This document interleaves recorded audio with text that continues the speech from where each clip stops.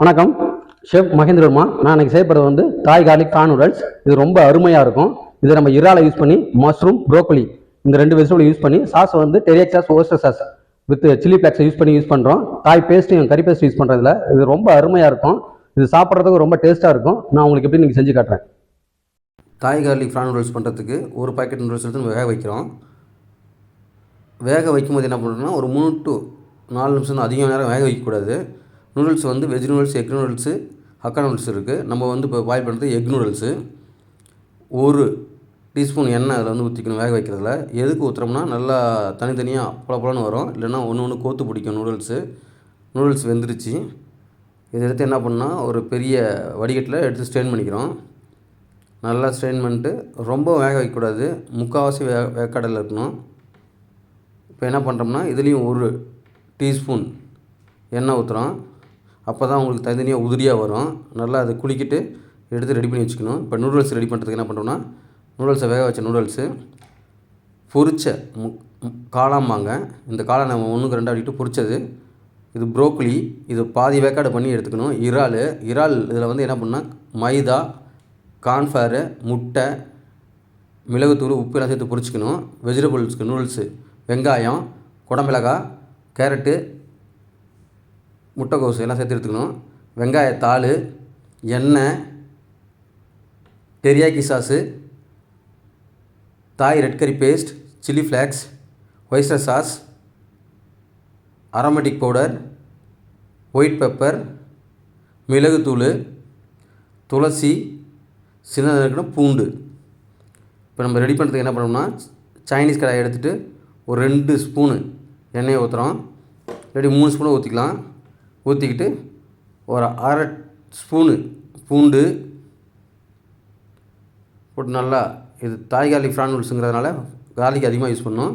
இதில் வந்து வெங்காயம், குடமிளகாய், முட்டைக்கோசு, கேரட்டு எல்லாம் போட்டு வதக்கணும். ரொம்ப வதக்கக்கூடாது, கொஞ்சம் நல்லா நார்மலாக வதக்கிக்கிட்டு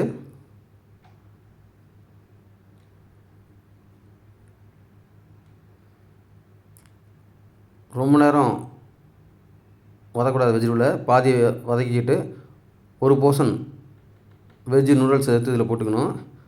பொரிச்ச காளான், வேக வச்ச ப்ரோக்கோலி,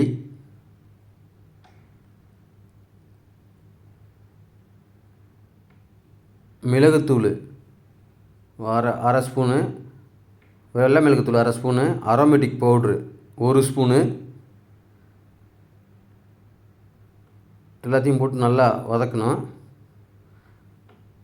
இது வதக்கிட்டு இருக்கும்போது என்ன பண்ணுறோம்னா பொரிச்ச இறாலை வந்து இதில் போட்டு மிக்ஸ் பண்ணிக்கணும். மிக்ஸ் பண்ணிட்டு சில்லி ஃப்ளேக்ஸ் வாங்குது, அது ஒரு 2 கிராமு, தாய் ரெட் கரி பேஸ்ட் ஒரு 1/2 ஸ்பூனு, உங்களுக்கு அப்போ தான் காரமாக இருக்கும். ஒரு 1/2 ஸ்பூன் டெரியாக்கி சாஸ், ஒரு 1/2 ஸ்பூனு ஒய்ஸ்டர் சாஸ். இதில் கொஞ்சம் துளசியும் சேர்த்துக்கணும். இதை போட்டு நல்லா வதக்கணும். இந்த ஒய்ஸ்டர் சாஸ், தாய் red curry paste, teriyaki sauce வந்து டேஸ்ட் வேறு லெவலில் இருக்கும், ரொம்ப அருமையாக இருக்கும். இதே டைப்பில் ரைஸ்லேயும் பண்ணலாம். இப்போ நான் உங்களுக்கு நூடுல்ஸில் பண்ணிகிட்ருக்கேன். உங்களுக்கு காரம் எந்தளவுக்கு தேவைப்படுதோ அந்த சில்லி ஃப்ளேக்ஸ் மிளகாய் வந்து இடித்து அந்த சில்லி ஃப்ளேக்ஸ் வாங்க அதை போட்டுக்கணும். எவ்வளோ காரம் தேவைப்படுதோ அவ்வளோ சேர்த்துக்கலாம். இது நல்லா டோஸ்ட் பண்ணணும். இது சாப்பிட ரொம்ப அருமையாக இருக்கும். வெங்காயத்தாள் 1 கிராம் போட்டுக்கணும். போட்டு நல்லா வதக்கிக்கிட்டு நூடுல்ஸ் நல்லா மிக்ஸ் பண்ணிக்கணும். நல்லா மிக்ஸ் பண்ண பிறகு தேவையான அளவு உப்பு போட்டுக்கணும். உப்பு வந்து சாஸில் அரோமேட்டிக் பவுடர் எல்லாத்தையும் உப்பு இருக்கும். அவங்க பார்த்துக்கிட்டு எவ்வளோ தேவையோ அவ்வளோ உப்பு போடணும்.